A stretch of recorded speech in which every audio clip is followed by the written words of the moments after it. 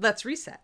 Hello, good morning, and welcome back to Reaper Pro-Tips with me, your host, Anne, who now has a voice and a disembodied voice, remaining disembodied voices, John and Justin. How are you all?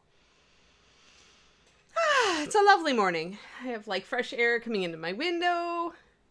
It's gonna be like 80 today, maybe 82. Perfect day. Looking forward to my walk later. Should be gorgeous. I love it. I'm getting to like my arid climate where like 80 doesn't mean like dying. Not that, when you acclimate to Texas, like it has to be over 90 before you think about dying. And then, not really till it hits 100. Then you start thinking about dying. But, Yo, Pendrake, on time Pendrake. Hey, love, good morning. I have to go over and check what you've been working on. Or are you back to work now? Morning Wednesday, Val. Whoa, brain, get it on. I was reading your comment while I saw your name, Val, and that was like, hello, Wednesday. You're not a young child from the Addams Family, so apologies. Dear me. Let us go to something more interesting. Genie, we're gonna do her hair today. We're talking about painting white. We're gonna use really dark shadows in it, relatively speaking, and see if we can make it work. Not back yet, thinking of going back for summer. Okay, cool. That makes sense. This is South Bay, Pendrake. I'm in the South Bay, and that's a very different climate than San Francisco. Like there's so many microclimates around this area. It's really weird, because you have mountains and you have ocean and you have the South Bay and you have San Francisco and you've got, Napa up there. They're all different. So here in the South Bay, we're kind of like, there is a mountain, Santa Cruz Mountains are to our west, and so it actually is pretty dry here, like really quite dry, and warm. Like when it hits like 86, I notice it's a little bit toasty out, but I don't like feel it like I would with high humidity. Maybe you are an evil little girl on the inside. I'm a little afraid now, Val. I'm a little afraid. You're doing a big demon. Cool, love. Awesome. Yeah, I know, Kerniko. I'm sorry. Scotland feels. I like rain. I would like Scotland for a little while, but then I would miss, lots of sunshine. Oh, kids' school is only open 5 hours, and it takes an hour to find a parking. Yeah, it does, because you're in San Francisco proper, where it's not arid. Oh, yeah. Yeah. I could totally see that, love. I'm sorry. I hope that you find a good solution, because that's rough. Like, our obligations to other people are often more troublesome than our obligations to ourselves. But I guess we have to pay attention to both. So many hopes for good solutions for you. Hello, green users.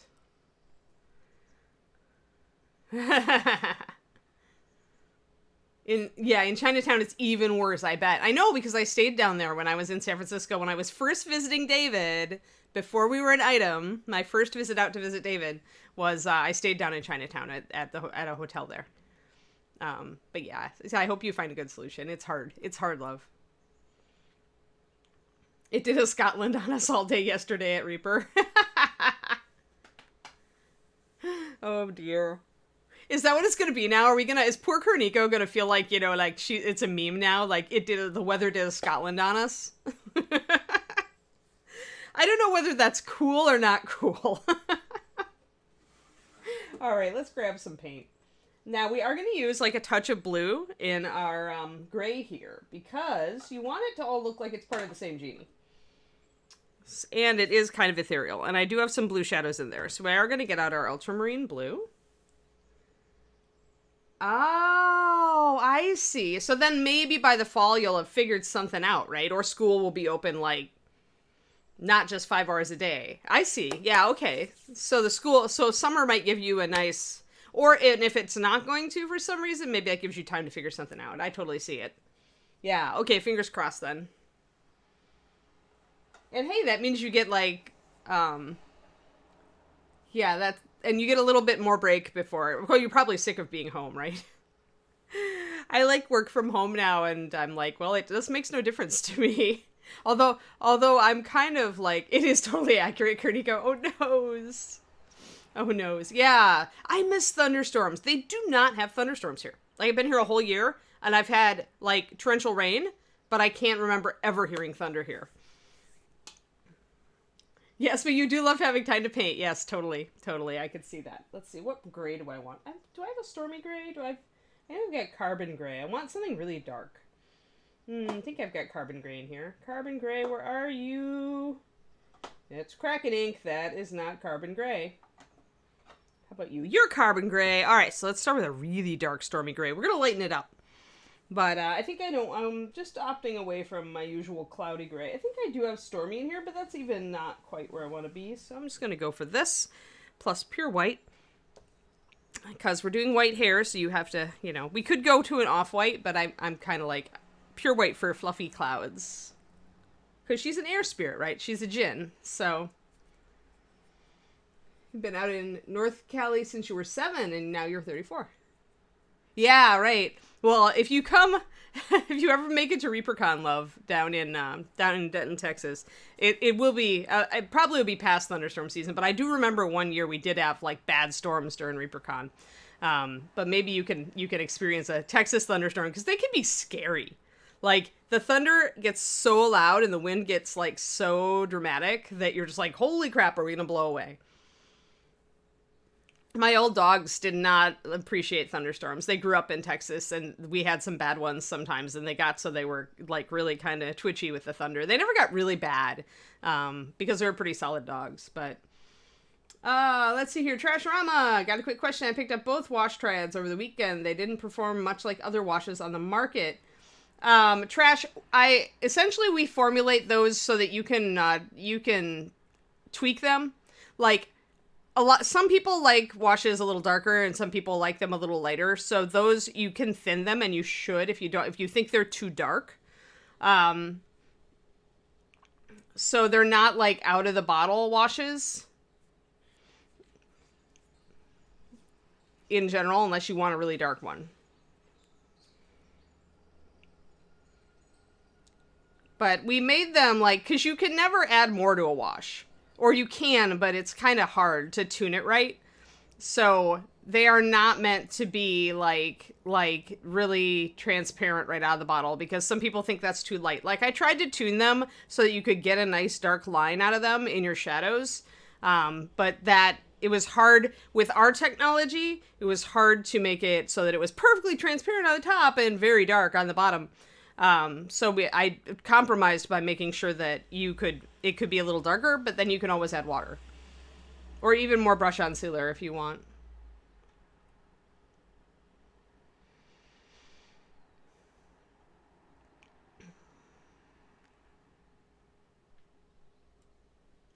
"10 years left until 95% of the kids are old enough to move out." Aww. Oh, love. Hey, ReaperCon is pretty kid-friendly because there's a lot of games.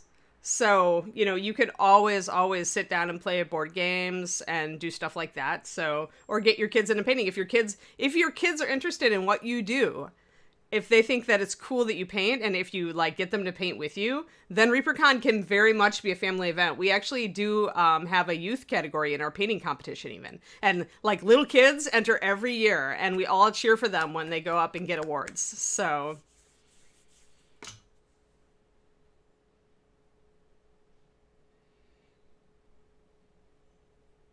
Yeah, you could totally mix them. It's just you have to learn like what you need to do, right, Val? Whereas like with Reaper washes, if you put a few drops down and then you add a drop of water or a drop of wash medium, you can tune them like so easy. Like, you don't need much. You have 5. Wow. Still 5. Go to Texas. 7 people. Woohoo! That's a big family. Oh, good, Dogfather. Do you like it? Valendar, contrast paint is a different beast, actually. Also, what they're probably not telling you is what the base is, which is a unique formulation. How did you learn that, Valendar, or is it something you were told? Is it like an industry insider thing? Did somebody spill the beans on contrast paint? Is that how they really make it? Or is that just what you were told by somebody? Like, now I'm really curious, because I had my own thought about what it was. based on some experimentation with the base and the way that the base dried and the smell of the base and just some things that I did. About the money. Yeah, totally can see that.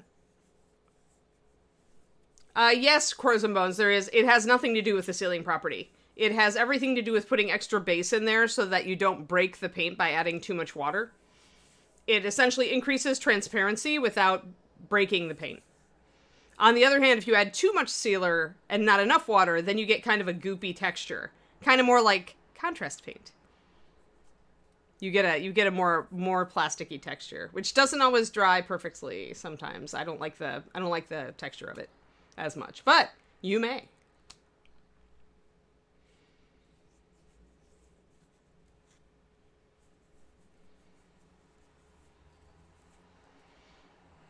Video on YouTube a while back that was a chemist analyzing the stuff. Interesting. It is a unique base. I knew that. The contrast paints have both paint and ink. So they've got dyes and there is no ink pigment. All right, so let's just blow that up right now. Blow that out of the water. The reason to use an ink equivalent, it's a dye, it's not a pigment. They're very different beasts. And the reason to use both is that ink will intensify your color, and if you use very little of it, it won't cause bleed. Whereas the old inks, when you use just a dye to build a wash, like they used to, you get bleed. If you paint over it, if you try to highlight over it, the color will bleed up through your layers.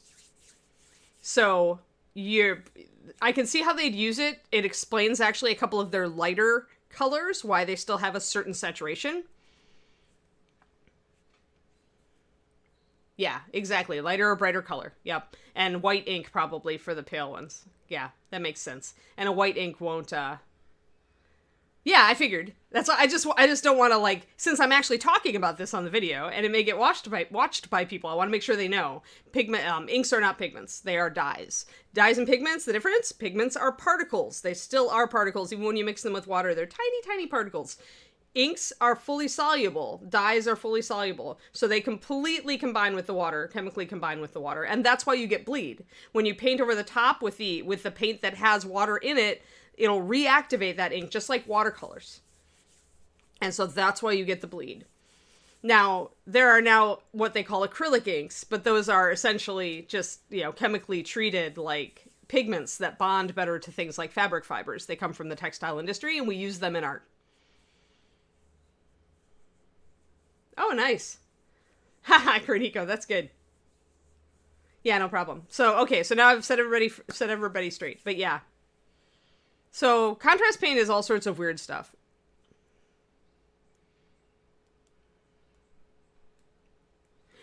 Oh, it works, love. Just be careful. You can't paint over it. That's the problem. Some colors bleed more than others. But if you try to highlight over the top, it may seem like it works at first, but if you look at it 6 months later, you may see that suddenly the horns, like if you use a brown ink over the horns on a demon, and then you paint, your off-white or your bone colors over the top, 6 months later, you might look at that and see that it's leached like red, yellow, pink, kind of different colors, depending on what the brown ink was made of. So just be cautious. Yeah. So that's why the best place to use inks, everybody, because there still is a really good niche for inks, and it's over metallics. Because with metallics, when you highlight metallics, you're using a flake, right? You're using another metallic. Flakes are tiny bits of rock or glass or stuff, and they're not you can't bleed through that. So over metallics, inks can be wonderful and can give you, if you put a bunch of different colors layered over each other, you can get this amazing kind of depth. Layered up. And so inks are really, really good for metallic paint because you can still highlight it. Even if it reactivates, it's not going to leach through flake. So if you're going to use them, but the problem with that, Pendrake, is usually if you're using quote unquote normal inks, like artist inks, which are still, several of which are still formulated with dyes, you really want them earlier than that because it's a step that you would use earlier. So not being able to touch up or highlight afterwards is kind of a downside. This is why the industry is moving away. The miniature painting industry has moved away from inks. You will notice this. And if they do like endorse inks for anything, it's the acrylic inks, like the De La Rowney's. Those are acrylic inks. Those are pigments treated to act like inks, chemically changed. Yeah, acrylic inks are pigments. They call them acrylic inks, but they are pigments that have been modified. Cool, love and music, thanks. Yeah, it may modify things, but I tried that back in the day, Julie, because I was using a brown ink and I needed to go over it with a bone color with an off-white, and I applied dull coat over the top, and I thought it was going to be cool, but it still bled, it just bled less. So I want people to be aware of this stuff. And also, I hate all the misinformation out there. I can't let anybody be misinformed on the internet, God forbid. We're just talking paint chemistry, Daffodweir. I've talked about this so many times in the past, and it always still comes up. I do not mind talking about it. I don't think I've ever covered it quite in as much detail here on the stream. But yeah, difference between paints and inks there. So if you missed it, go back and listen. You don't even have to watch, because it's just me talking. All right, let's mix up some paint. I'm going to back out, get my stuff together. But yeah, so just be aware of that. Yes, alcohol inks, anything in a solvent, any ink in a solvent, a lacquer, an alcohol, you'll know when you open it, the smell is there. That's a real ink. That's a dye. Real ink, quote unquote. Technically, it's a dye. And that's why it blinks. That's why it bleeds. Yeah, and so, yeah, if you thin them down and use them for a final tint, I suppose you could get some effects that way. Just learn how to use them. Just be aware. I just like people to be aware, because I actually had a competition model ruined because of this effect. So that's why, if I seem like I'm coming on strong on this, that's why I don't want any of you guys to ruin a paint job that you really care about by using inks, because you love the color and the vibrancy, and then trying to paint over the top and getting a horrible effect. I really, really want to save you from that. No, but I'll probably cover it for my new YouTube series, Shadow Raven. I'm doing my basic tips for mini painters right now, but, hey, Splat, how's it going? But yeah, I can totally do that.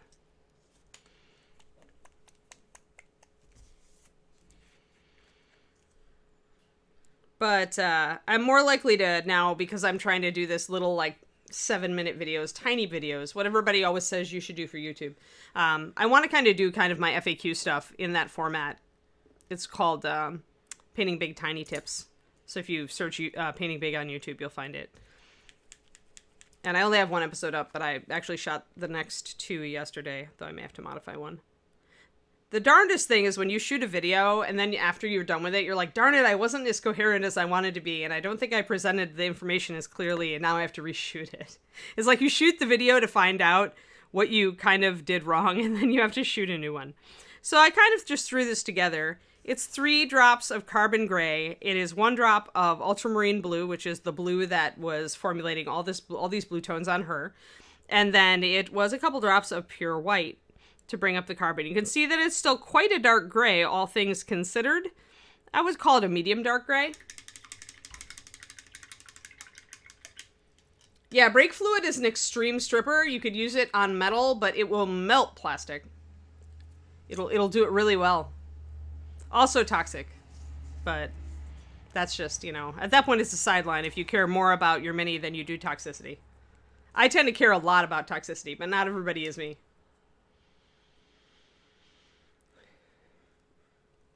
But yeah, for stuff like this where I feel it's really valuable information that I have to repeat all the time, Shadow Raven, I felt like YouTube was the right place for it in a very small, very specific video so that people could find the exact information they need.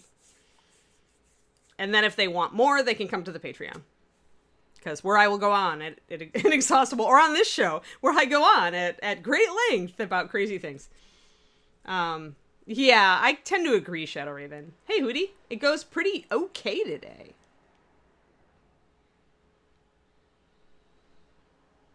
Oh, yeah, probably because they've got a solvent base. Yes, because that's where you know that it's not a water base. Like, if you try to mix something with something and you get, like, cheesy goop, like stringy cheesy goop, clumpy goop, then that means that the one thing you mixed with it was actually a solvent and not a water base. Some things like the Tamiya paints are said to be water based, but they also have their own thinner. They're kind of weird, and like, again, I wouldn't mix them with anything just water based. Hey, Art Ninja. We were talking about the difference between traditional inks, which are dyes, and pigments in paint today. You missed it, but that's okay. You can go back and watch the VOD if you really are interested. I do go on about these things. All right, let's get close. So this is my color. Once again, I decided to start with a really dark gray here. I really like carbon gray. It's a true charcoal gray, something we have actually not had in the line ever. Like, that's why I made it for the Kickstarter. The last Kickstarter? The last before last Kickstarter? I don't know. But anyway, it's a lovely, lovely color, and it has, just so you guys know, if you're ever looking, if you're gaming painting or painting for D&D, and you need to do a bunch of things black, and you want to do them fast, you don't just want to paint it black, paint them in carbon gray and put a black wash over the top. It like shades it to the perfect, like, black, but you can still see highlights. Like, that was actually the purpose of this color. So it's a great black highlighter. So you can either start that way and put a black wash over it if you want a super fast, or you can just use it to highlight black if you want to. Yeah, it's in the Stone and Mist triad, I think, and I did most of my grays that are neutrals. You'll notice they're all named the same. So stormy, cloudy, rainy, misty, foggy. All atmospheric. This, I had to depart a bit because it's so dark. There's just nothing. I guess I could have called it storm cloud gray, but I already had stormy gray, so I didn't. So carbon gray is the darkest version of that series, whereas foggy gray is the off-white version of that series. So yes, they all work together. And that's the reason that I added a little bit of the ultramarine blue in there, both to make it work better with her because she has so much ultramarine in her, and also because I believe in always tinting a true neutral gray, to give it a little bit of something. It would have had to be an atmospheric effect. I guess eclipses are kind of out of the atmosphere. They're beyond. I really liked carbon gray. Originally, I think it wasn't carbon gray. It was a different gray, but it was the same kind of thing. But I really like the name on this one, actually. So I'm not up for renaming it. Ed can if he wants, but I actually really love it. Oh, also otherwise known as the Scottish Weather Paints. So you should own them all, Kurtiko. Taupe is a weird one, though. Like, does any fashionista really, really agree on what exact color taupe is? I'm sure there's, like, certain paint companies that would try to tell you that they have the right taupe, but, I mean, it's pinkish, purplish gray. Mix it. Such a weird color. It would never sell. Like, well, see, there's where we disagree, Valandar. I've always seen taupe as done like a pinkish grayish brown or a purplish grayish brown. It always has that hint of red or violet in there to me. I would disagree. They're not like really, really warm. Wolf gray is the warmest of them, I think. But the problem is, Valandar, is that you get that crossover very fast. The minute you pass a certain threshold with your gray, it turns brown. You have a brown then. That's why, I mean, the other ones that are on that spectrum that are the other way are your desert colors. And actually, look at how close these are. This actually demonstrates my point. So there is a point where like you're kind of balancing between these, but it's a very fine point. And you run into the problem of, what do you use that for? So desert stone already is so gray that people tend to like kind of it's not as popular as it should be, in my opinion. And wolf gray is I think it's okay, but it's not a great seller. The stone triads do really well. The answer is if you want like a grayed out brown, go desert stone or desert sand. And if you want a more warm than the stone triad, use wolf gray instead of stone gray. But mix it. I mean, because it's really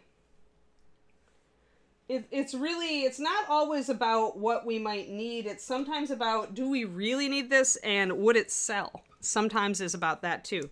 Much as we would like to just make every paint color in creation, like all those cool muted halftones, for a very long time when I made a color that was grayed out or muted, it didn't sell. If you look at the stuff that has been canceled over the years, a lot of it is that. Because people they don't know how to use muted colors. They often feel like they are not sure what to match. Like, that's what they don't know what to match with. Bright colors they can usually figure out, but they have a hard time, like, looking at a muted color, figuring out exactly what it is and what to do. Oh yeah, I mean, I don't give you a comprehensive stone, like, catalog in any case. Like, that's why you always see me mixing stone colors. Because rocks can be so many colors, and we don't make a slate greenish gray, right? We used to make redstone, but guess what? It was canceled. So that tells you why we've gone away from some of that. Yeah, that's funny, Cornico. Aw, but you're so sweet.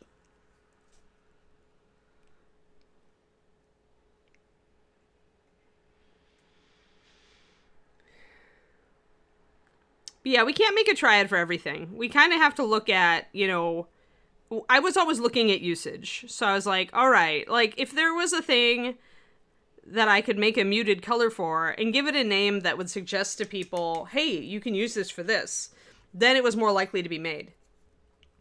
Whereas, some colors are just no-brainers.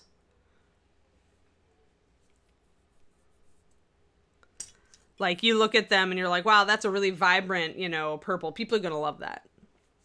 Or really, cool red or something like that. Like, I took one look at Asmodeus and went, this is going to be a good seller. I push it mercilessly because I want it to stay in the line, but... All right, so we've got our gray, we've got our white. We don't have an in-between at this point. Should I mix one? Yeah, I probably want one. I should have left that well open, but that's all right. We'll take some of this and some of that. And we'll mix it together and create a paler gray in our triad here. I'm already going through this bottle of white. Like, seriously. I just grabbed a new bottle. It's insane. So you can really kind of see the little bit of blue in these, I hope. It is a really pretty color. This is actually very close to Coldstone Gray, another canceled color. I'm talking to you, Ed. But I mean, if it doesn't sell, Reaper's within its rights, But this is a really close to Coldstone, so if you ever wanted to recreate the Stormcover, Coldstone, and Icy Gray triad, I would use it with a bit of ultramarine blue. And just to remind you, for those of you people who came in late, to make this very pretty bluish gray, it was about a 4 to 1 to 2. 4 gray, 1 blue, 2 white. And then you just keep adding white to get up. Yep, it's all Ed. It's Ed, but he's making the best decisions for the company, so you really can't, you can huff and puff a little bit, but you can't really blame him in the end, right? It's his job, it's Ed's job to keep Reaper thriving, growing, and in business, guys. Hey, and on that note, here's Miniatures Den. I'm not just a shill for Ed, I promise. All right, let's get this in focus. Now that we finally got all our colors and we can work on the white hair, let's get this model in focus. Hello, everybody from Miniatures Den. Many of you probably already know me, but I am Anne from Reaper Miniatures. I created the Master Series paint line. I was a staff painter for ages. Apparently, I'm also an Ed shill, and here we are painting a genie. And today we're working on her hair. We've got a lot of cool rainbow tones coming in her clouds down there, but I really wanted the hair to be kind of white and foggy, ethereal cloudiness. So we are working on that look, guys, I green stuffed her butt. She wears a sword usually, but I just didn't like it. And so I decided to just say no to the sword. I think she's a good enough figure by herself with her balance. The sword kind of sticks out down here, so I can see how it helps interrupt this white space in composition-wise, but I just didn't like the sword. Oh, harumph. Ed says worse the minute he gets on every Reaper Live.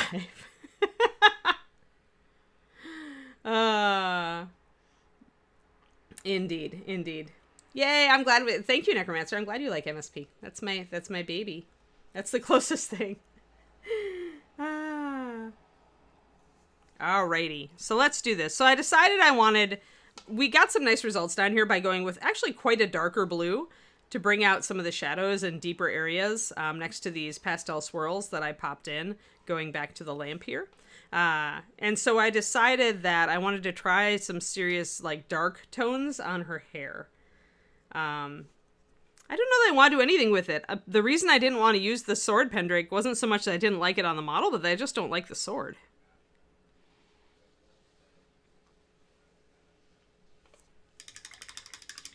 Oh, I wanted to show you guys also, just like on a little aside, I wanted to show you the freehand I did last night. Oh, at the beginning of April. April Fool's prank on Ed. It's tacked to her butt, Z. And so, I was just like, I just didn't like it. And I didn't have anything else at this scale. Technically, she's about 80 millimeters, I think. Wait, I actually have a tiny millimeter ruler next to me.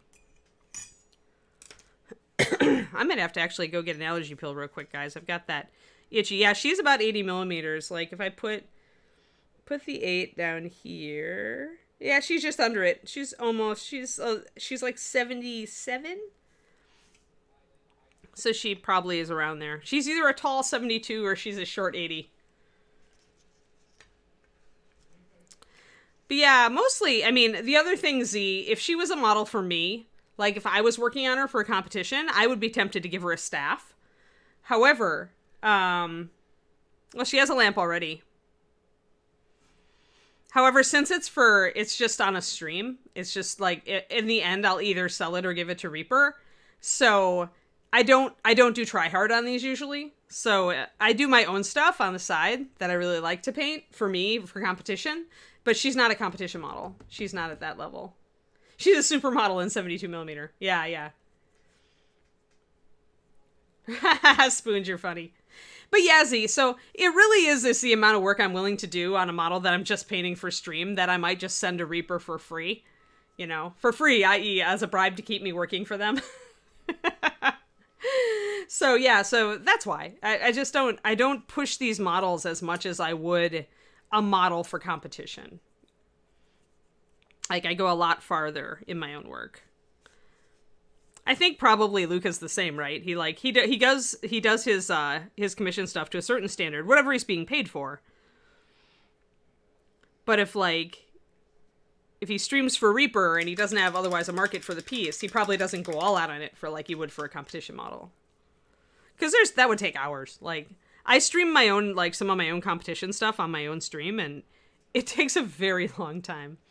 But yeah, if I was going to scratch build a staff for this model, like, she'd have to be a competition piece. I just wouldn't feel right putting a ton of time into her otherwise.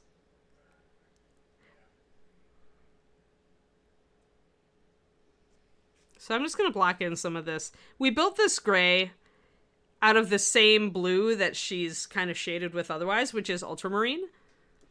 Reaper Ultramarine is 9188. This is a lovely blue if you're looking for a blue that covers wonderfully and is a nice vibrant blue. This is your baby. This or Cyan, 9117. Ultramarine is a little cool and Cyan is a little warm. They're both good. Yeah, it's okay, Z. I don't mind talking about it. Like, the Reaper models get a good gallery paint job from me.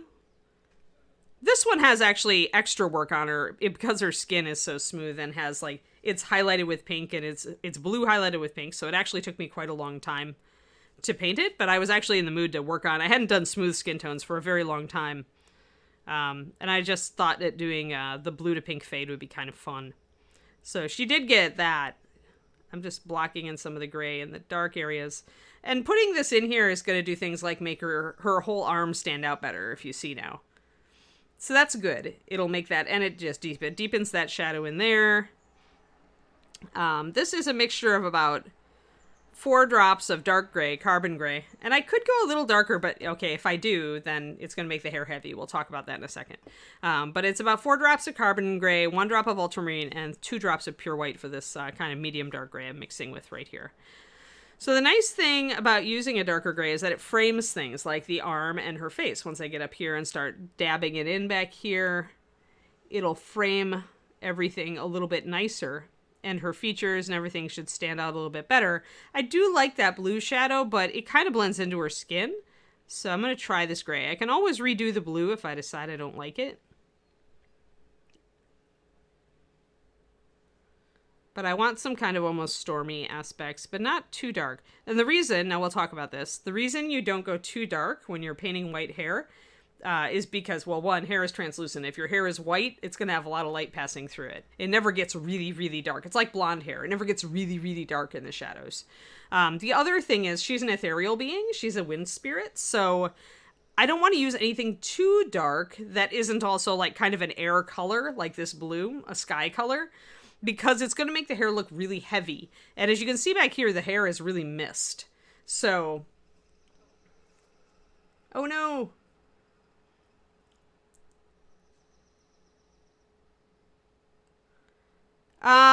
No, it's just, I think I blorfed a little bit there. I have to touch it up. I have to touch them up. Just paint job. Or do I do, but I'm actually booked right now. Like I have so many commissions I need to catch up on. I've been working my butt off on them in my evening hours. So the answer is yes, but not right now. Once I catch up on my current lot, then I'll put out my shingle for more. I probably will announce it on my Patreon before I announce it on my, anywhere else. Since I like to give my patrons first stab at stuff.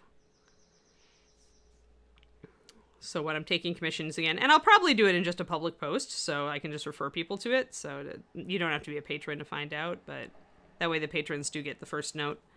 So bring in just a little bit of highlight back there to bring some, boob touch-ups. Even genies need them, yes.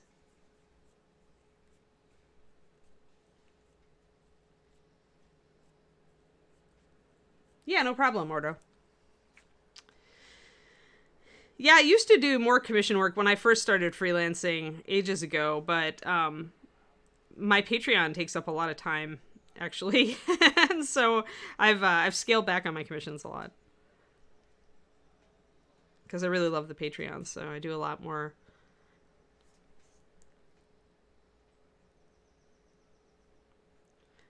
The other thing is I'm about to sell off some models on the Patreon. That's on my list. Just trying to get a little bit more highlight back here, guys. Just want to get a little bit more, like, kind of suggestion of swirls back in this area. So I'm kind of blocking them in. Yeah, I don't want it to be just a dark pit where there's no definition. Spoons, I've so done that. That's like asking yourself where your glasses are when they're on your face. We've all done it. Don't feel bad. Yeah, I thought about doing the rainbow effect on the hair. I haven't decided, though. I haven't decided. I may kind of creep it up like Valandar, like maybe come down and do some pink here and then do some pink kind of coming up here and keep this blue shadow, but then go up to the white. I may do that. I haven't decided. It's always an experiment, right?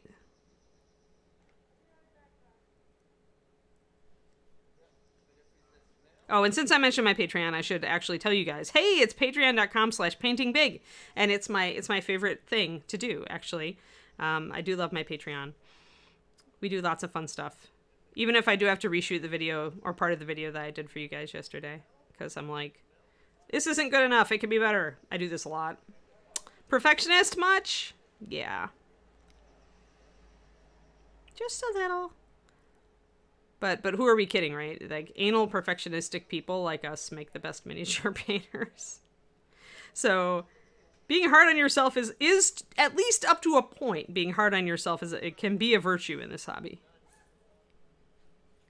Although you don't want to overdo it, just like with anything, right? So I'm going to leave, I like to leave a couple of little swirly strands. I don't think I'm going to leave them quite as linear as I did up here originally. There's a lot of lines. But I think I'm going to keep a little bit of the texture and keep it a little stylized, just like, kind of like there. Because I'd like to keep a little bit of stylization to it. I like the idea.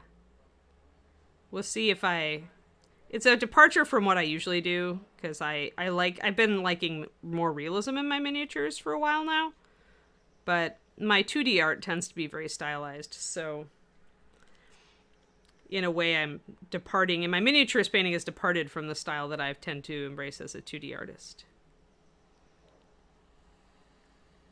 So I'm going to put in that shadow there. Wherever you see a heavy shadow, like under your lamp, block in that gray.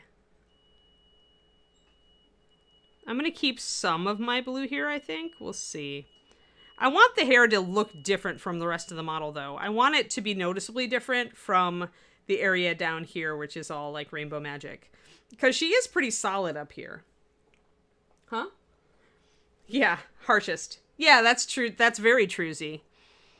I do think we take it too far sometimes. Like when it gets to the point where it gets between you and your work, where you're just like, I suck and I'm never going to be better, and you stop painting for 2 months. Like, then I think it gets in our way a lot. Like, we need to be a little bit more gentle with ourselves at that point. Because people find it easy to be hard on themselves. They find it very hard to be nice to themselves, to be gentle, to like say, hey, no, I don't have to beat myself up for not finishing this today. It's okay that I didn't, you know, whether that's, you know, work. And the problem is that so many people around us hold us to such high standards also, especially when in our careers. And it's okay to be held to high standards if it inspires you, but sometimes it can just be a little bit much. Yeah, do an impressionistic thing. Like, I think the painters that I know who are into traditional art and historical art styles, we've all thought about, like, what would it take to do a Cubist mini, right? We've all thought about that. How could I deconstruct this mini into something Cubist? Or Impressionist, or my favorite, Pointillism. Like, there's an artist out there on Putty and Paint who actually has done a couple of Pointillist pieces, and they're pretty cool. They aren't quite Seurat, but it's like a Pointillist texture. It creates a really interesting look. Really interesting vibe. I wish I could remember his name. David would totally know, but David's on a work call right now. David has such a much better memory for the artists on like Putty and Paint than I do. He like remembers everybody, and I'm just so trash with names. I'm so trash with names. Until I have like a personal, like in-person relationship with an artist, I have such a hard time remembering names.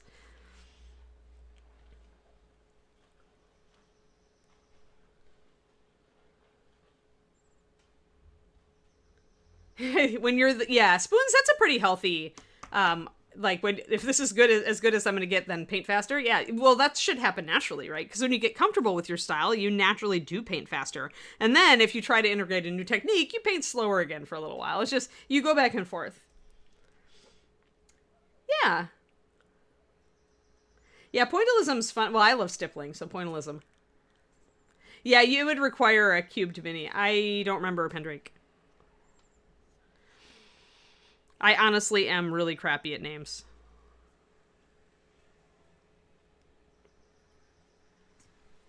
So I'm going to integrate some of this swirling texture. Our chat room keeps resetting on my screen. Yeah, I even used to do Lumosity brain exercises. I really liked it, actually, but it was expensive, and I dropped out of the habit of using it. I probably should go back to and just do the free stuff. But they had a name training game that actually was actually worked. Like, I found that it actually did help me improve my memory for names, weirdly. So I'm going to combine these I'm going to keep the same brush stroke, but I'm going to combine some of these little lines on top of her head to be more of a solid row right near the part. I'm going to have little brush strokes, like, coming down and extending, but I want a pretty hard highlight. Remember that with hair, it often gives best results to paint it as if it's cloth and then just concentrate on the texture near the end. So let's get that more like a little blended in, and then I can actually put a little more shadow on the sides here. again, still use like a linear brushstroke, but a little less robotic, a little less machined, a little more organic. I want to put a darker shadow right under the flower, with the flower being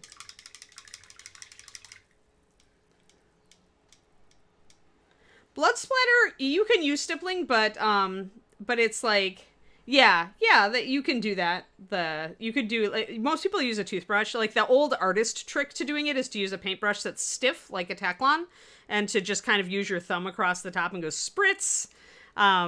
It's random, and you have to work with what you get, but it can give you a good randomized design like that. Yeah, thank God for name badges at conventions. I know, right, Julie? Oh my God. And also, I love the name badges at conventions where people can put, like, their screen name next to their real name, because then it's like, you know, Kuroniko could walk up to me and maybe her name is, like, Isabel, and I have no idea, like, who the heck is Isabel? And then I see Kuroniko, I'm like, ee! You know, that kind of thing. Not that Isabel's a very Scottish name. I should have come up with a better Scottish name. Siobhan, maybe. I always liked that one, spelled with the BH.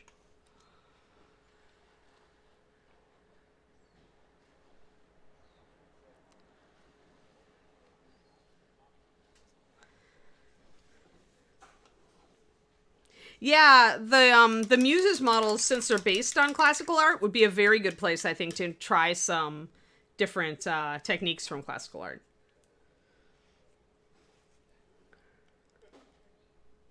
Well, then if your name is Amy, then we know, right? We'll know you. But yeah, the Muses models are cool that way. I really like the Baroque style. And although many of the Muses models don't have the dynamic motion that Baroque sometimes had, you could do the dramatic light and dark to imply that motion. I'm going to try to blend this in a bit. But I like some of the colors too, the oils, the Baroque oils used. They just had some really, and they had a focus on, like, a light and expression and facial expression. The eyes were really good on some of the Baroque pieces.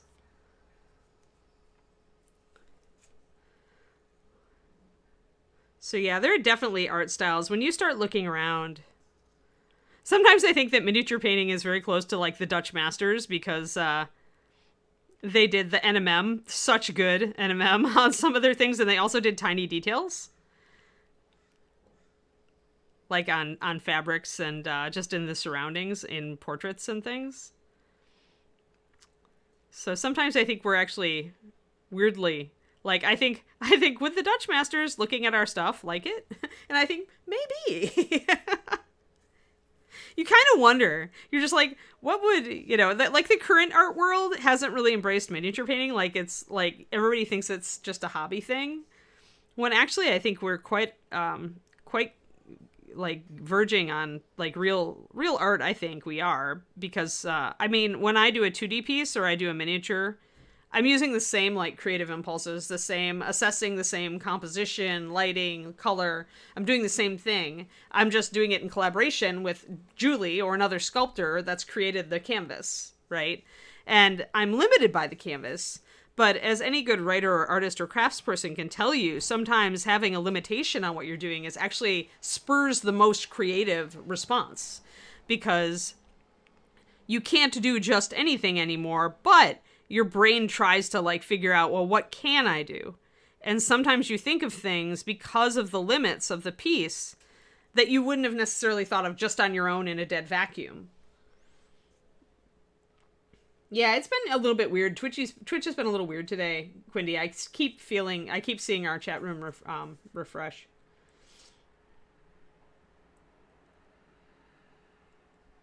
Oh, okay.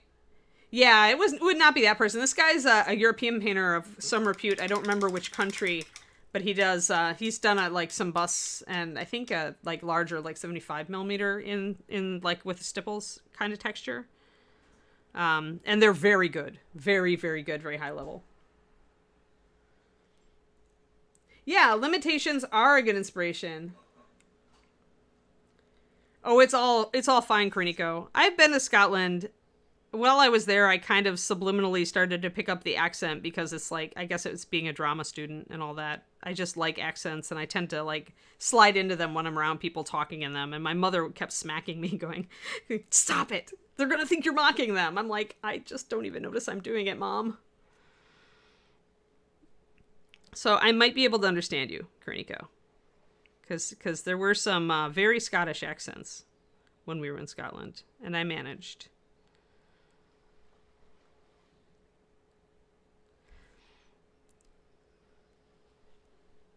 But yes, it would be wonderful if you could make a ReaperCon.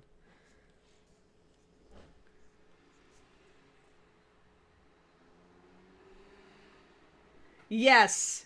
Yeah, exactly, Thormel. That's what I'm talking about. Like, those guys could do their micro detail. Like, they got serious about it, right? And so I think that some Dutch masters, were they alive today, would actually enjoy what we do.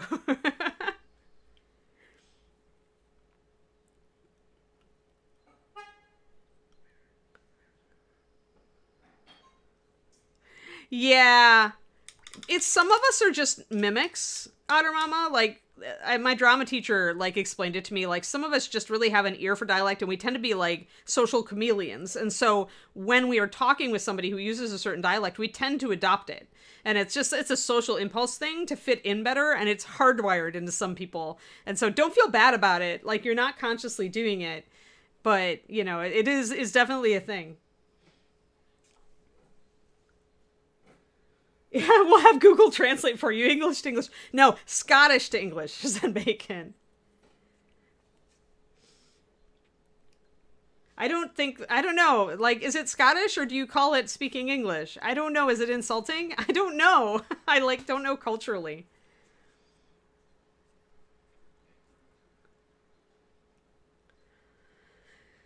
I don't know if they even notice. Like, if somebody comes over from a different country to America and they start talking more, unless they're exaggerating it. Like, if somebody comes to Texas and they're doing an exaggerated, like, theater Texas accent.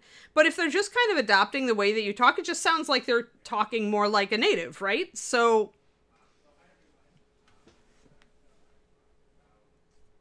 oh, yeah, that happens, Valandar. That's my French instructor warned us about that when she was teaching us French in high school. She's like, warning, I'm from Paris, so you're all gonna have Parisian accents. We were like, oh, because there's, you know, just like in America, there's also regional accents, and even in parts of London, right? So some big cities have regional accents. You call it Scots? All right, cool. Now I know. Thanks, Kerniko. I didn't want to offend anybody. I was just like, how do I talk about this? Does the Scots call it English? They call it Scots English? They call it Scottish? What do they do? So that's cool.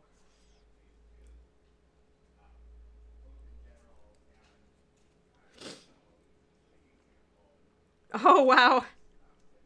You know, you want to sound. I used to have to deal with accents in my job because one of my favorite jobs I've ever had was working for the relay for the hearing and speech impaired, where the deaf person or speech impaired person calls in on a TTY and they're typing what they want to say, and you have to read it to the person on the other end of the line. And then when that person talks, you have to type it like fast back to the person who's hearing or speech impaired. And there was one day we had to handle Louisiana's traffic. And that Creole, like that deep, I guess Creole is like the people and Cajun is the food. I don't remember, but that accent where you're the deep one, it's like, oh my God, like it baffled me. It was the first accent I ever ran up against that I couldn't understand.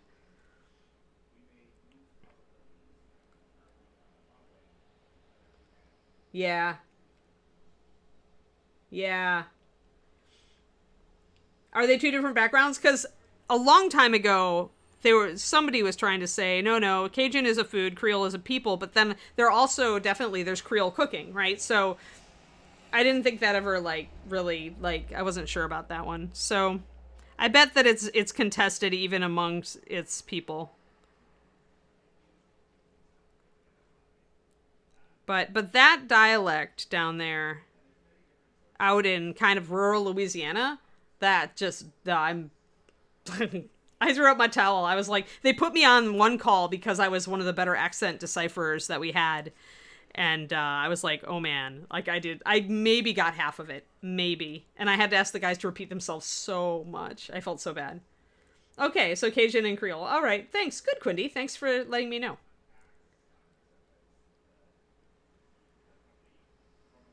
Yeah. Oh, wow, Crumph. Okay. So what's Cajun then, Chibi? If, like, Creole is French and native, Cajun is Acadian. Oh, interesting. Suppose, okay. Oh, that's funny. You guys are so silly. All right, well, let's set out to once again to blend in some of these lines that we see here. We're still gonna like do a brush stroke in the direction of the hair because we want that. And what I'm doing here is I'm putting these, I'm joining these strands together where there's going to be a highlight. So hair tends to highlight it catches a highlight up at the halo around the top of your head. You can kind of see it on my own hair up here, except since I parted it on the side, you don't get as much of it. And then where it dips down out of the light, you just tend to get a shadow, which you can see up here. It's away from the big light up here. And then where you come out, where it comes out again, it's going to catch the light again. So there's another highlight here, followed by another dip and another. It's like a bell curve. You highlight hair on a bell curve. And the reason it doesn't have any real sharp edges, you never see a super harsh edge like you do with, say, NMM, non-metallic metal. And the reason is that hair is translucent. You can see light through it. It gets what we call transmitted light, where light can pass through the strands. And so you won't ever see like a harsh cutoff of light on your hair. You're always going to see it blend. You're always going to see this kind of blend effect. Yeah, interesting, Quindy.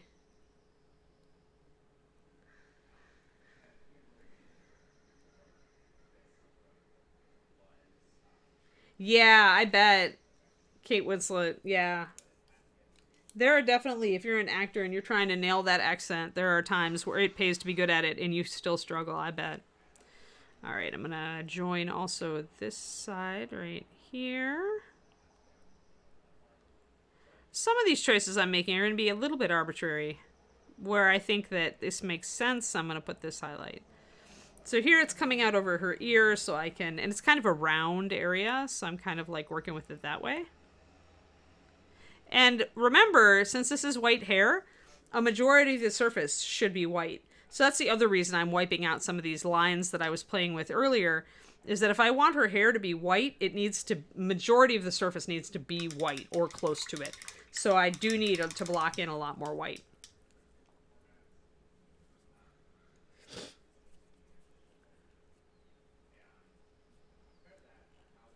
Okay. Yeah, so French Canadian. All right, so got it. So it is related through the French side, but it's just different. It's a little bit different. Interesting.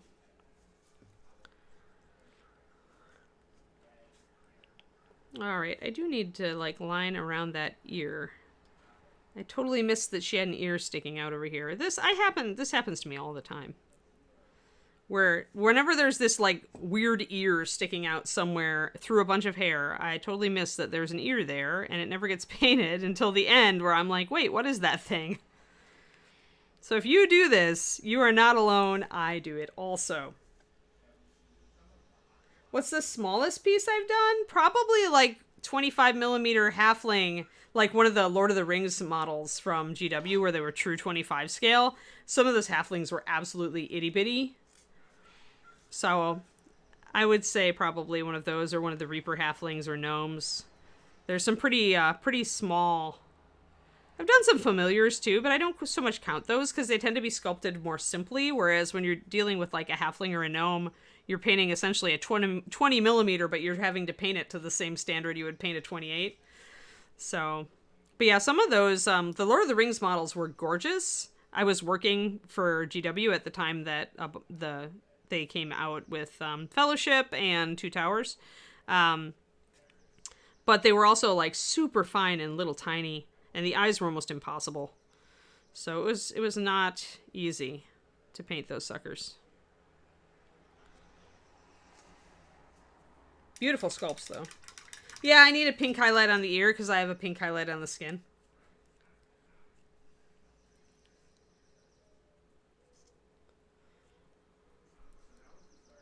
Yeah, I don't enjoy painting small. That's why my Patreon is painting big, because I really like painting bigger stuff. Oh, that's right. I was going to show you guys little halfling. I was working on her cape last night, and I have a nice little. She got a. I have to finish this in order to the inside stuff in order to have it on. I'd be able to attach it again, but anyway, it's not colored in yet, obviously. But that's my starting design. I wanted to put just little something in the corners for her cape, and I need to also introduce green. I'll probably mix my ultramarine and my NMM yellow color and create a green using colors that I've already used on the model. The other option would be to make them blue. I might make them blue with just a little yellow highlight. I wonder if that would carry as green. That's an interesting thought. I did use some darker color originally to line this area. I guess actually I will do it. Let me grab out my brown liner. Yeah, it's lovely, but very small. Yeah, because they were true 25. Yeah, it's you guys should all run out and buy this color. It's the Night Sky. I think it's Night Sky Indigo. That's what it used to be. One second. Where is it? Where did I put it? Oh, here it is. Yeah, it is Night Sky Indigo. This one. It's that one. So use it to highlight black. That's the pretty color you get. I love that color. The indigos always have been super underrated, but oh my gosh, guys, seriously, buy it. It's such a pretty color. Thank you, Quindy. There's the link. But yeah, this character actually has a lot of different color on her, but I used Kraken ink and Icy Violet for her pants, and if you mix those two colors, you actually end up with something that looks like Night Sky. And so that's why I chose to use Night Sky to highlight her black cloak, because it was essentially the same colors I had already used, even though it was different color proper. Yeah, it's a lovely color to bring up black if you want a cool highlight on black and you don't quite want blue, but you want something cool. That's right, I was going to grab my blue liner. But yeah, it's lovely.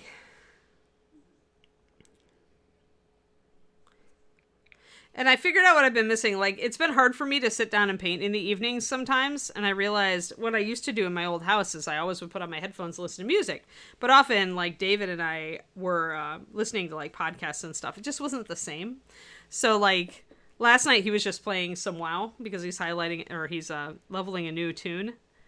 And so I put my music on, and it was, like, instantly in the zone. So I must have acclimated myself. This happens. You develop a habit. If you always do something when you sit down to paint, then doing that something will make you feel like painting. So for me, apparently, it's putting the headphones on and hitting the music is my psychological cue to be in the mood for painting.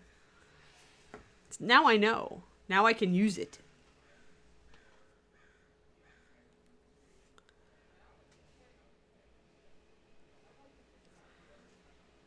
Put it on for your next order, Val. Alright, so I'm gonna like just line around these little leaves here and around that ear that I rediscovered earlier to make them stand out a little more, to remind myself. When they're just gray or just blue, they blend right into the rest of the hair or the shadows in it, and I don't notice it.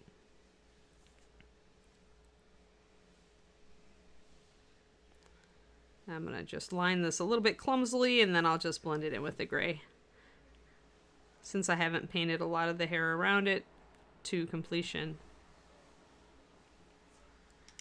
So a little bit messy, but now we can just refine it.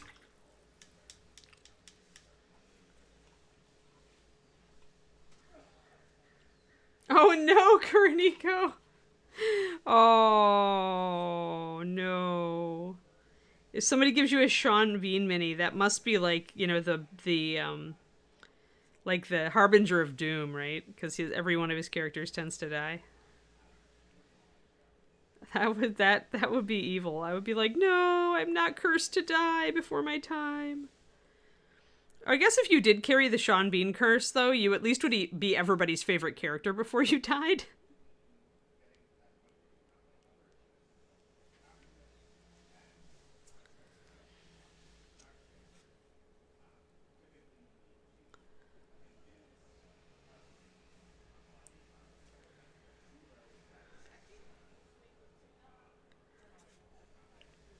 Just trying to grab some dark gray to like blend in this little. So what you can do, essentially, if you want to do a really fine line, but you have trouble with it, guys, and you're painting against something that you can touch up, just put a thicker line around the thing and then come back in with your gray or whatever's going to go around it and just narrow that line from the other side.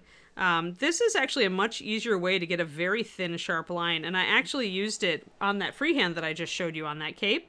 It's how I get those nice thin lines and adjust them until they're all neat and even and stuff. As I just like put them down thicker and I thin them by going back in. And I do it as many times as I need to until I get a very precise, detailed design that I like. But yeah, I'm going to color it in. I just only got the design mapped in. I need to map in the design on the other side. The nice thing about working on freehand on a bigger model like that, by the way, is that, and this is why my tiny ruler was even out, guys, is that I could actually measure in millimeters how big the design was on one side of that cloak and then put dots on the other side, of the other corner, to make sure it was the same size to anchor the design.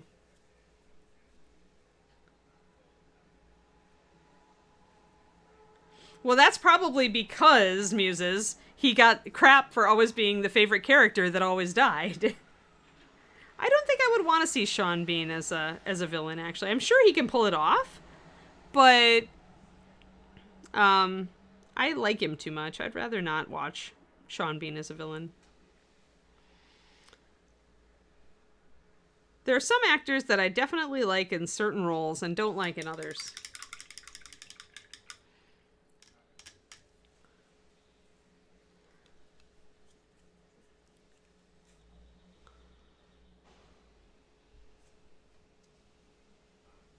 Definitely need a little bit more up here, though.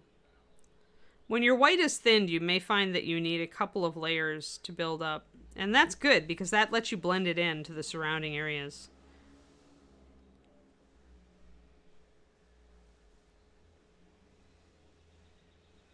Because remember, we need a lot of this to be white for it to look like clouds, look cool and white.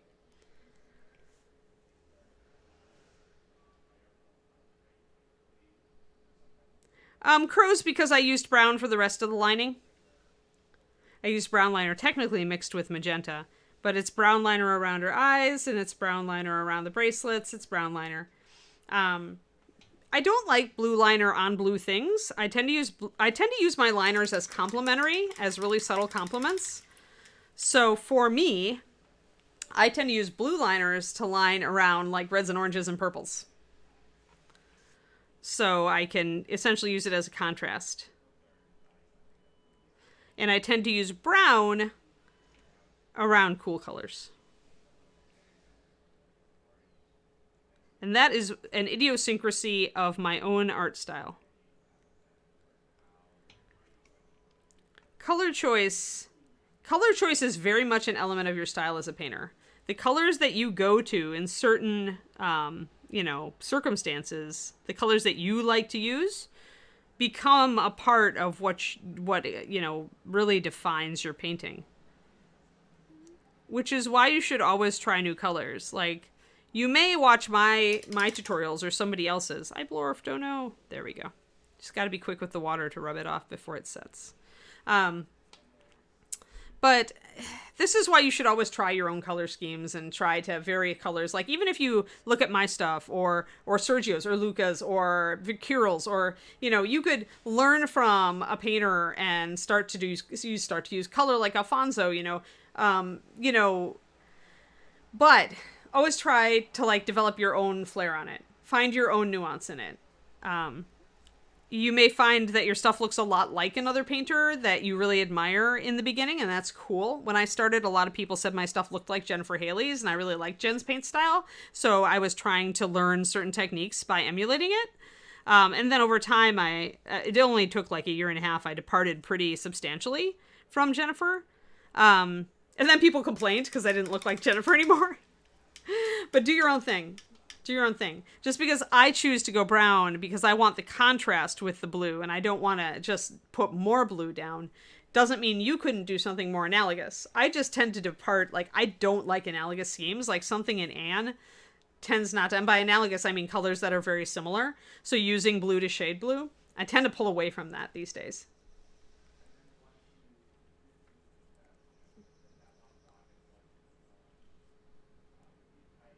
Yeah, they were just mentioned that Dogfather, and it sounds totally like something I wouldn't want to watch just because I like Sean Bean and I wouldn't want to see him as a villain, actually. I have no interest in him as a villain.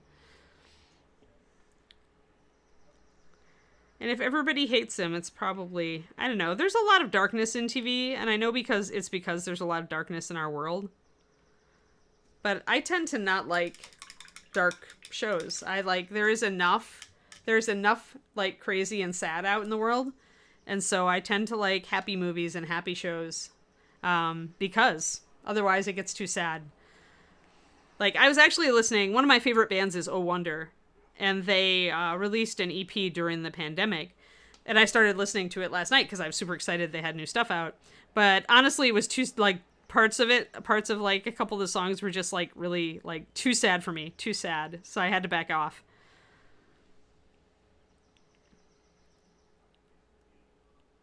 So yeah, there's a lot of drama that are great shows, but that I just can't watch because it's just too dark. Yeah, Art Ninja. That's kind of how I feel.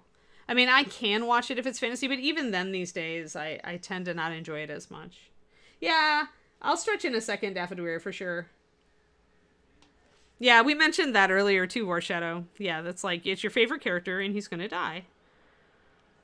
That's why I said, like, maybe he started playing more villains, like he went in that Snowpiercer thing. Decided that he would switch it up because there were so many memes. Like, maybe he got sick of being a meme and he was just like, all right, y'all, let's do this. Take that. All right, so yeah, that's good. That's good. I'm getting that hair down very nicely. We probably need more white here. I'll do a stretch in a sec. I just want to be at a good stopping point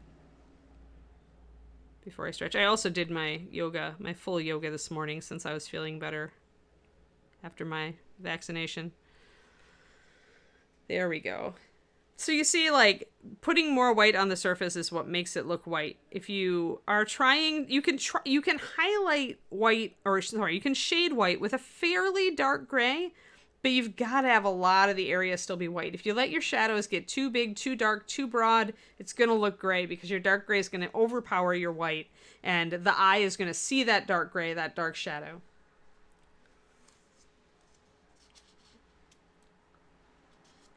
Yeah, I like the books, the Shadow and Bone book, Crows. Yeah, I want my happy too. Oh, sorry, Dogfather. Yeah, it's been twitchy today. Yeah, you guys, more for you. More for you to watch. If I'm gonna, like, read something that's a little bit darker or a little bit twisted, I read it. I don't watch it. Because I'm not, the thing to probably realize is I'm not desensitized to TV violence, guys. Because I didn't watch a lot of TV as a kid. Like, beyond a certain point. When I hit teenage years, by the time I hit teenage, I'd say it started, like, late grade school. But I was not really a TV kid. So I started doing more reading and hardly ever watching television unless I just walked into a room and it was on, which means that I am not desensitized. When I see violence on the screen, it affects me, like, really badly. That's the opposite of what a lot of people are nowadays, where I feel like we get really desensitized to it. But because I don't want to lose that, really. I don't want to be desensitized to violence. So for me, if it's too disturbing, I get so upset that I just can't watch it. Bye, Shadow Raven. Oh, heroic hero of heroicness. Well, go off and do great things.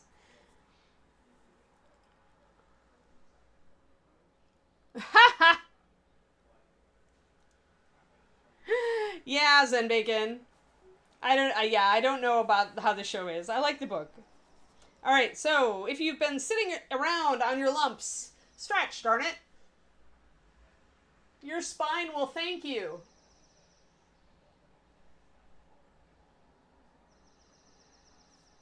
Your spine will thank you a lot. And your shoulders. Your poor shoulders. Those things that are really stiff all the time. So do some stretchy things. Look up some good shoulder stretches online, although I like this one, where you pull one arm kind of straight out behind your back to kind of stretch your shoulder backwards. So your shoulders aren't just always doing this, they're doing this. All right, I'm going to do my floor exercise real quick, and then we will resume.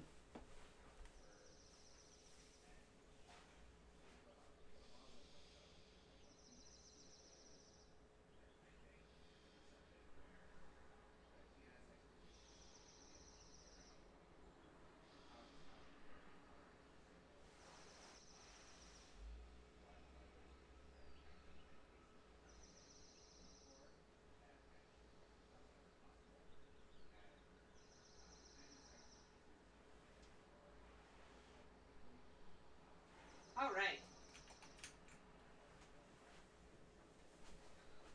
I did actually remember to put a box fan in here. So hopefully on the low setting it gives me a breeze and doesn't really make any noise that you guys can hear. Alrighty, resume hair. Let's do the back. Let's actually block in shadows on the back here.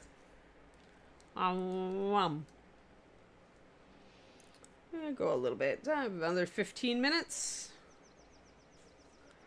I'm going to pop some water into my paint a bit. Just to make sure that it's not getting too goopy. And then we shall resume. Good. Yeah, and it's been quiet outside also. I need to add another drop of white. Actually, my white has gotten a little bit too thin.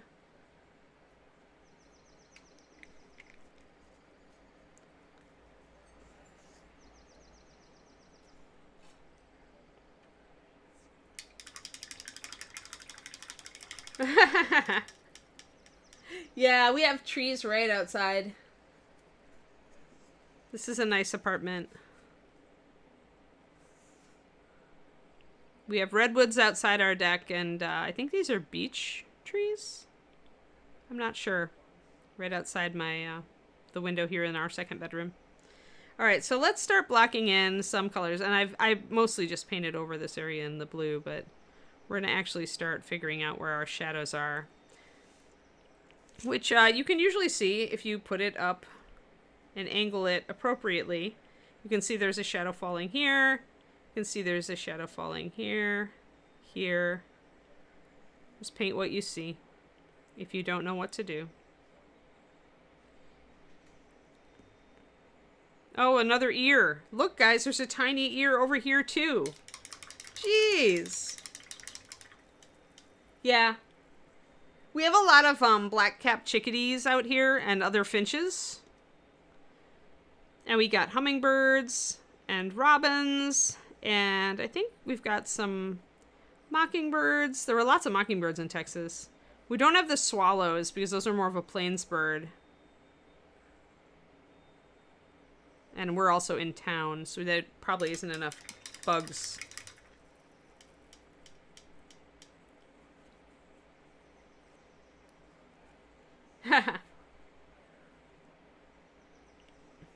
There's some interesting birds here, for sure. I see a lot of, like, really cute little birds when I'm out on my walk. Oh, and we have glorious crows. They're gigantic and glossy black.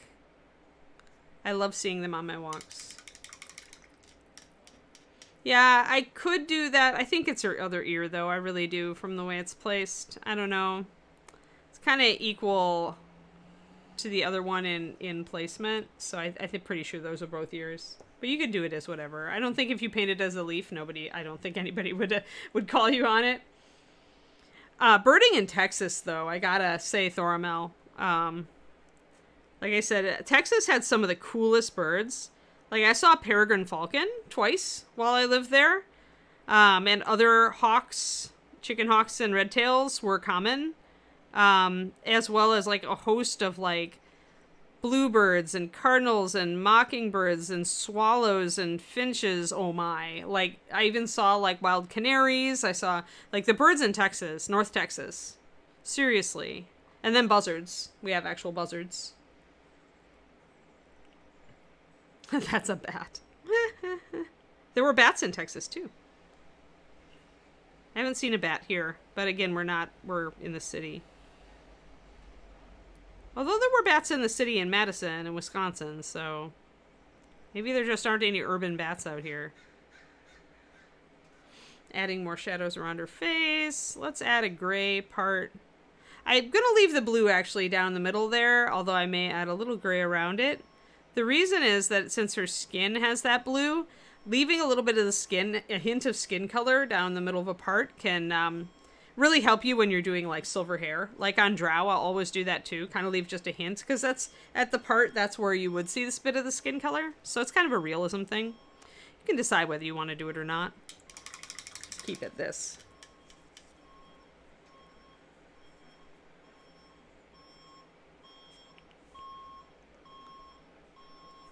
Yeah, Texas had just a wonderful variety of birds. The birds here are different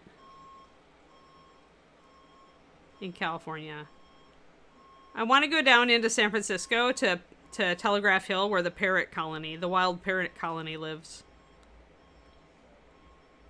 That used to be tame parrots and escaped or got let go. And now there's a wild parrot colony.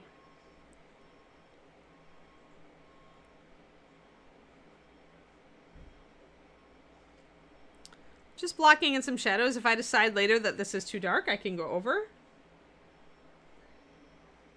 Oh, I saw, what was it? A robin chasing off a gigantic crow the other day. Must have been near the nest. The robin was super pissed and the crow was like, I'm leaving. So little birds can overcome big crows if the little birds are angry. But I think the angriest bird wins. It's kind of like the angriest dog wins. With animals, that's often a thing. Like one animal will care a lot, and the other animal will not really care that much, and the animal that cares the most wins. I suppose you could also draw parallels with American corporate culture. Oh, are the wild parrots taking over your neighborhood? That's pretty cool, green users. I mean, unless you hate parrots.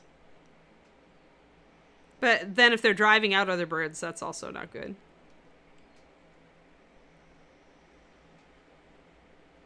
All right, just blocking in more shadows. Oh, I bet. Poor bats. I feel bad. I rescued a bat once in my old apartment in the house we were renting in Madison.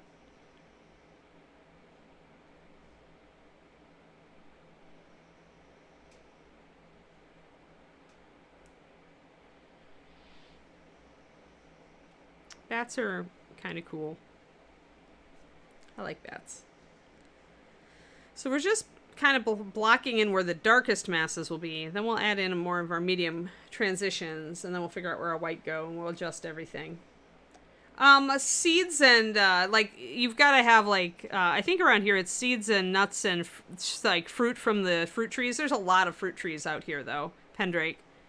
Like, David wondered if they were living on trash, but there's actually an article, I think, off of NPR about the parrots of Telegraph Hill and what they do eat, and it's actually surprisingly not human trash, at least not the majority of it. Apparently they can find a pretty healthy diet. Relatively speaking, the guy who kind of keeps track of them said they were a pretty healthy flock.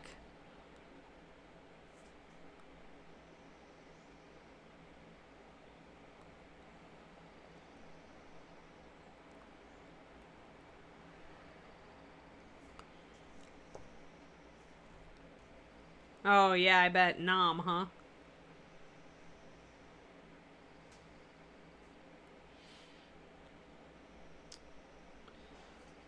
I never saw parrots near... My parents' place is south of Phoenix, though, and that's probably not good parrot territory in Arizona. So it probably varies by area. I'm just going to block in, again, block in shadows, just make a judgment call. If my judgment call is wrong later, I can always adjust it. But I like to block in the shadows because I know since this is white hair, I'm going to be minimizing a lot of those shadows. So doing them first means that I have plenty of time and room to knock them back. I'm going to do a lot of dark here on the underside. Like I said, I can always lighten it.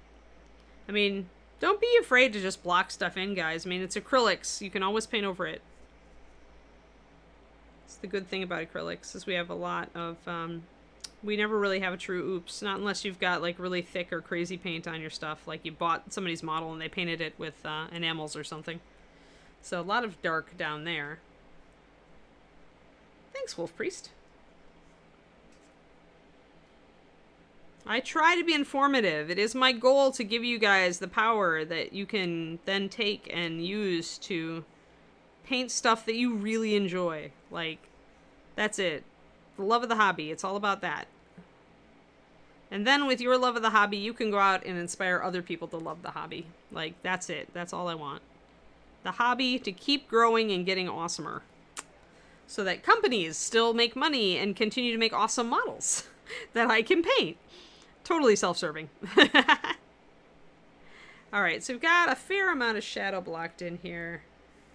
I think I'm pretty good. We can start working on the next layer up. Just need a little bit there, a little bit there. Alright, that's not bad. We can work on that. Bye, Otter Mama.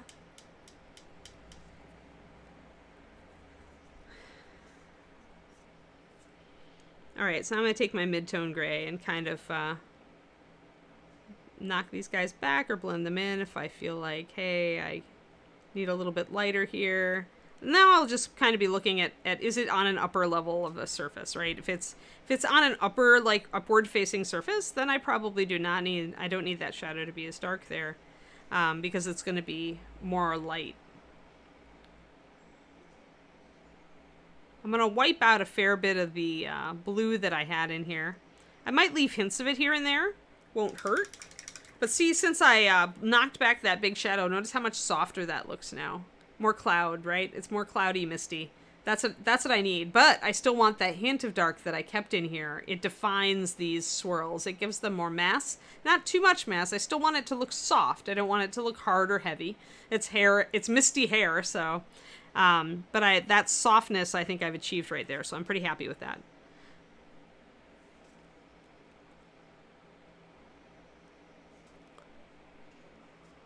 Again, wiping out some of the pattern and texture I've had in here in favor of soft swirls, which I can always knock back and define a little bit more later if I want to. I've still got my gray, so if I did want to, I could always put a little streak of gray in here to break up that white if I felt like I didn't like it as much. So I guess the lesson here is paint loosely. It took me a long time. For a long time I was a control freak painter. Like, I would paint very tight from beginning to end. And lately I've gotten a lot more forgiving with myself. Maybe it's the confidence level in the paint and just knowing that I can always correct things. But I don't mind being a little messy and then tightening it. Getting something down, anything, even if it's not perfect, especially if you're working against blocks, if you're struggling to find the energy to paint, just getting something down can help so much.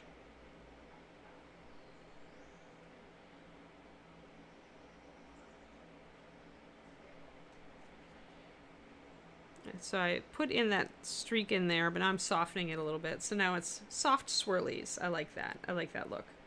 And I like the shadow I've got going on top of the head there. So as I'm doing this, I'm working it kind of piece by piece or clump by clump. And so the hair will take a while working it this way. I mean, I can easily, I blocked in those shadows very fast, but then refining it will take a while. But if I look at the top of the head here, which is blocked in, it looks like white hair. It looks like white hair, but I still have hints of blue. I still have shadows. I still have deeper shadows here. I'm more drama. I like how it looks. That's what I want the hair to look like. If it all ends up looking like this soft kind of mounded mass of like textured cloud, then I'm like, that's what I want. So yeah, I started like 5 minutes. Like I was live, but I wasn't like on camera until 5 minutes after the hour Pendrake. So, and remember, I was off a day because I was sick after my shot. So even though it's a new work week, I would like to make up those hours.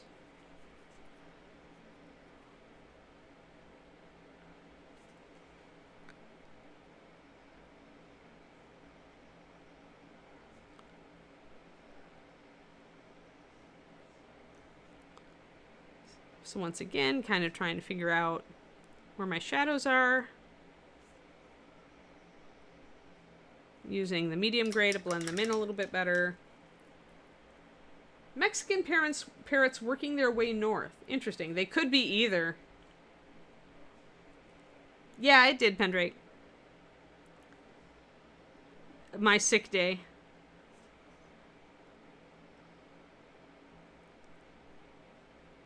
There, blending in that dark area. So now we have a softer look. Yeah, I like the kind of softness, Kroniko. Her hair should be super soft. She's made of air. It should be like petting clouds. This is why I didn't want to make her hair any other color, because I like the idea of petting clouds.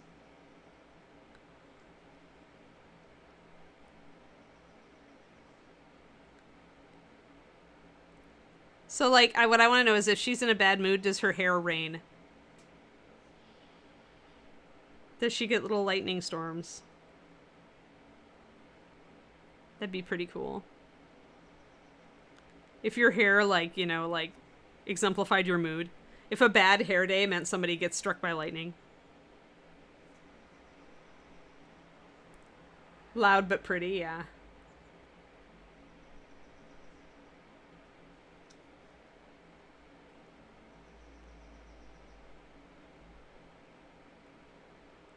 I mean, we used to have a lot of animals living in the Americas before the Ice Age that then died out. Like, we used to have lions over here. And I think we used to have, like, camels, didn't we? Giraffes? Things like weird stuff like that. That we now think of as being nowhere near the Americas. But if you look up megafauna, like, in the time before the Ice Age, there were all sorts of things that used to live in America that went extinct.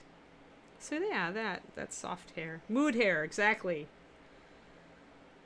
So now we're getting, like, parrots again. No matter how we got them, it's kind of cool. I mean, I don't say we need wild lions again, other than, you know, we've already got mountain lions.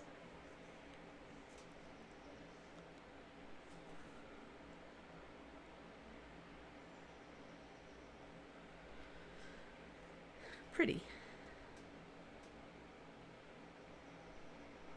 But yeah, I knew from the beginning of this model that I wanted her to have white hair. So I was really not, like, considering any other options. Sometimes when you come up with a model, you just have a strong concept for who you want her to be.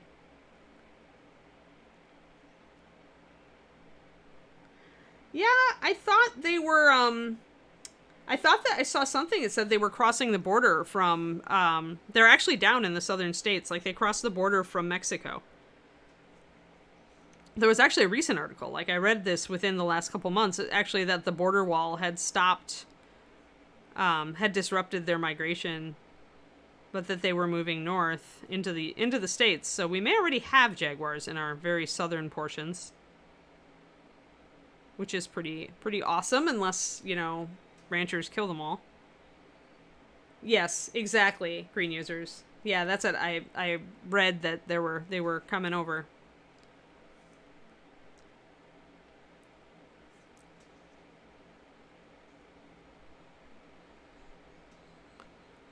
You know, as long as the wildlife can, like, live near people without, like, and they both can have a productive relationship, like, I'm all about it.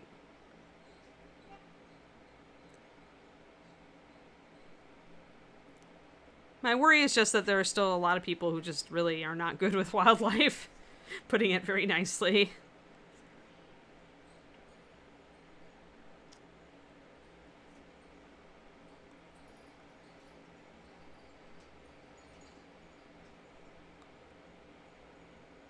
trying to blend in some of these darker areas so that it looks even softer up here. Huh.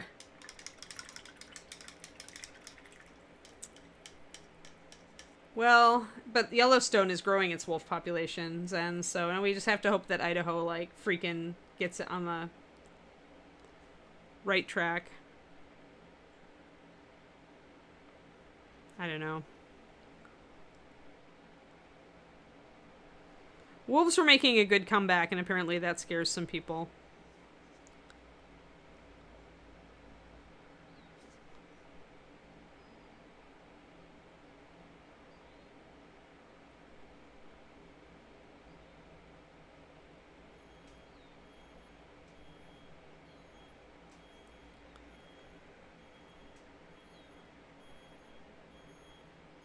Yeah. Yeah, because coyotes can be dangerous. Totally get that. That's what I was told, like, when I went, wanted to go hiking around Santa Fe. My friend is like, yeah, be careful of coyotes. Because they are grouping up in packs now. Becoming pack animals instead of solitary hunters. Pretty soon they'll grow opposable thumbs, and then we're in trouble. There we go. So we're getting there. We're getting there. I don't like this curl. I need to work on this curl here. But, it's not too bad. We probably should wrap it up soon. I just was hoping to get this into a little bit nicer place, but sometimes there's going to be an area on a model where you're just like, garg, it just won't work, garg, and you just gotta let it be and then go and do something else. That's a little better. Yeah, that's a little better with that curl. I need it a little softer. But yeah, so it's coming up. So white hair, we're working on it. It won't be the last time we work on it.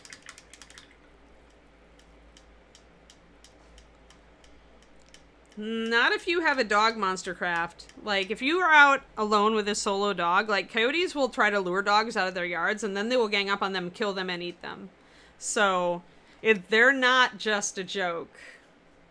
Like, I was always cautioned, because I was often taking one of my dogs up to Santa Fe with me, and they were like, don't walk with your one dog alone. Even don't walk with two. Because the dogs are going to want to chase the coyotes, and that's what the coyotes want, so they can gang up and kill your dog. Yes, exactly. That's true, Zero. We do. And I'm a Wile E. Coyote fan, so, you know, I'm all for this. Much as my part of me would consider this unfair. You know, coyotes are operating, like, in a devious manner, and so I'd be okay with Acme.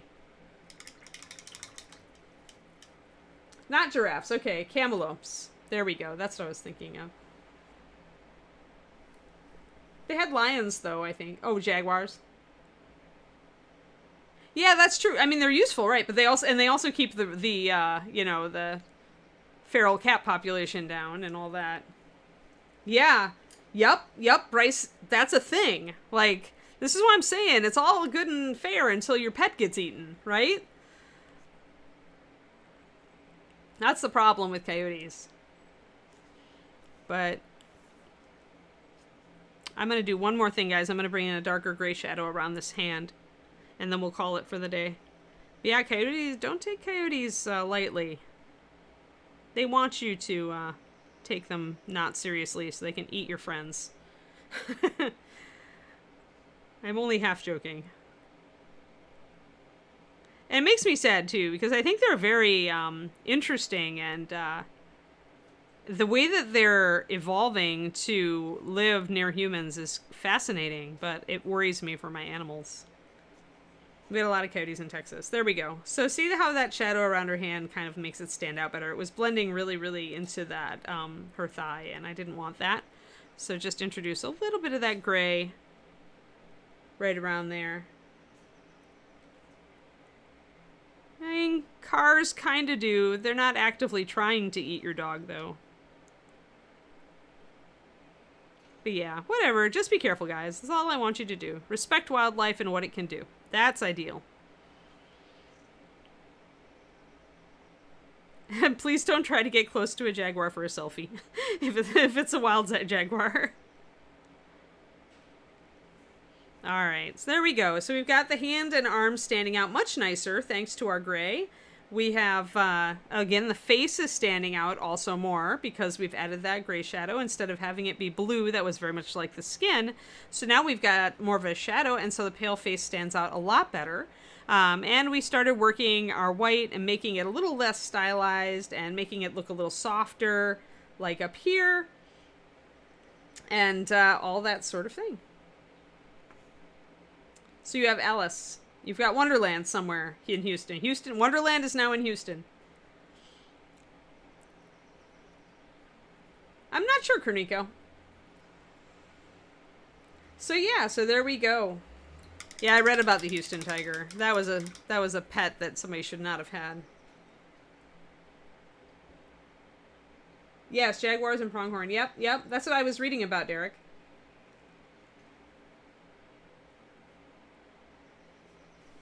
Yeah. That must have been the study that I read about, where they had found that there were jaguars very close to the border and that they actually would cross the border if it weren't for the barrier.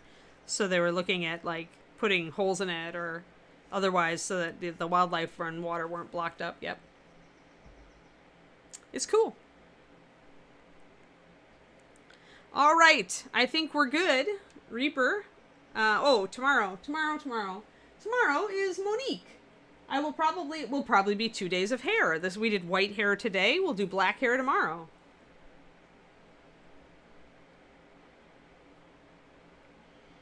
Oh, Hagar. She's beautiful, that's why. She's ignoring your name. She doesn't believe in name calling. She's too cool for that. Yes, have a good one. Who are we on? Gen Con TV. Oh, Gen Con TV. Well, what do you know? Awesome. All right, everybody. Thank you for tuning in. It was wonderful to see you. Please come back tomorrow morning for our little vampire and her hair and whatever else we feel like painting. All right. You guys have a fantastic Wednesday. I'll see you later.